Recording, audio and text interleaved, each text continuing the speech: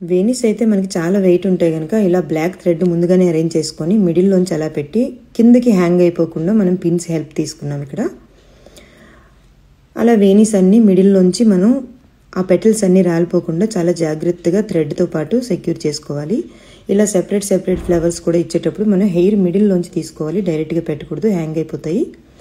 So చాలా time తక్కువ ఇస్తారు కనుక చాలా కష్టపడి మనం కింద వరకు చాలా నీట్గా అరేంజ్ చేసుకోవాలి.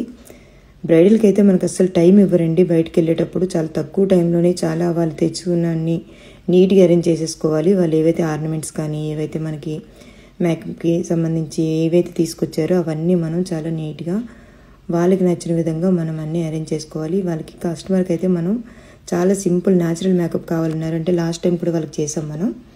సో వాళ్ళకైతే అవుట్పుట్ చాలా బాగా నచ్చేసింది, చాలా సింపుల్ మేకప్ చేశారు, అనుకునేలాగా వచ్చిందని చెప్పేసి చాలా హ్యాపీ అయిపోయారు.